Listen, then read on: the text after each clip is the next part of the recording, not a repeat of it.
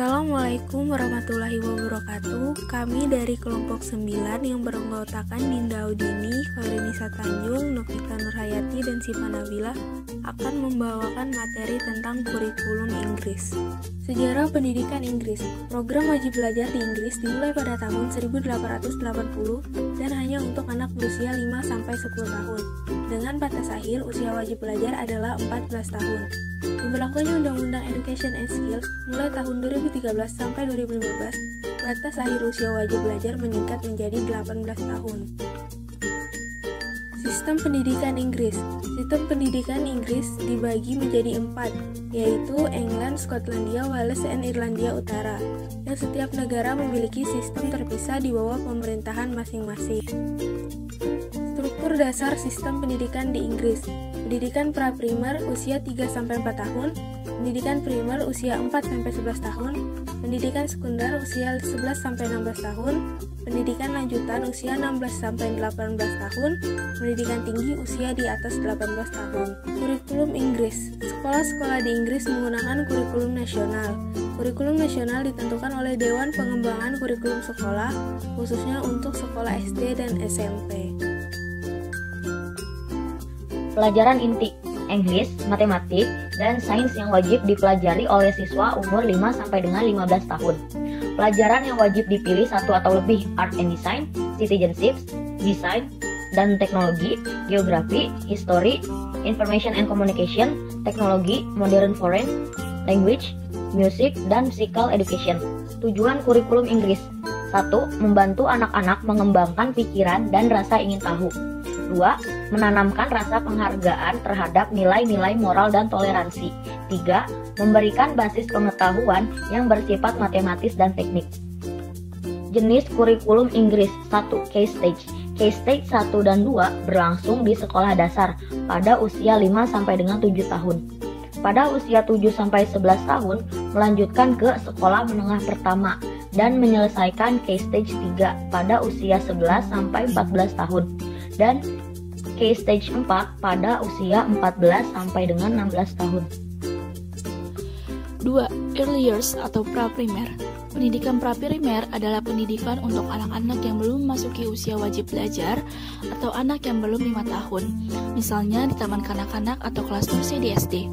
Tahapan paling awal diberikan secara paruh waktu sampai dengan 12 jam dalam seminggu. Kurikulum perkembangan anak dalam kurikulum nasional disusun dalam beberapa bidang pelajaran seperti pengembangan pribadi sosial dan emosi, komunikasi bahasa dan melek huruf, perkembangan matematika, pengetahuan dan pemahaman tentang dunia, olahraga atau perkembangan fisik, dan pengembangan kreativitas.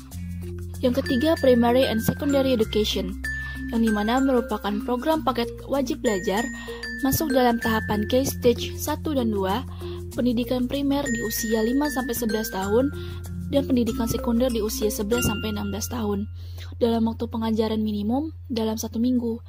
5-7 tahun maksimalnya 21 jam, 7-11 tahun maksimalnya 23,5 jam, 11-14 tahun 24 jam, lalu 14-16 tahun 25 jam. Di sekolah primer, siswa umum diajarkan oleh pengajar umum, sedangkan sekolah sekunder diajarkan oleh pengajar spesialis. Lalu selanjutnya ada kurikulum nasional 2014 untuk pendidikan primer dan sekunder di Inggris. Di sini kalian bisa lihat dalam fotonya, ada mata pelajaran wajib dan ada mata pelajaran pilihan, di mana ada bagian-bagian per kelas serta umur, lalu ada case stage-nya. Terdapat mata pelajaran khusus yang harus diajarkan oleh sekolah selain mata pelajaran wajib dan pilihan.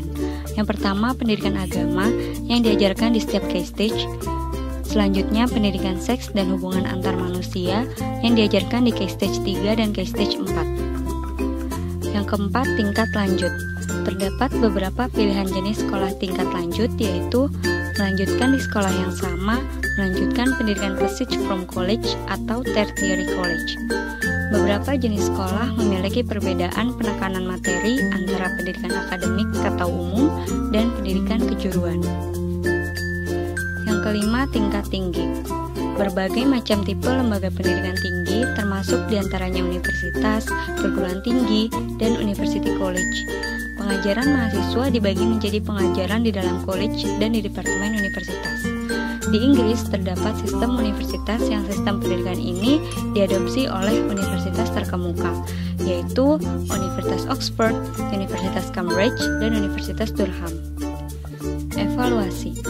Evaluasi dilakukan dengan melakukan ujian nasional. Jika siswa tidak lulus pada ujian nasional tahap 1, maka siswa harus mengikuti ujian nasional tahap 2. Jika siswa tidak lulus pada tahap 2, mereka harus mengulang pelajaran dari awal. Terima kasih.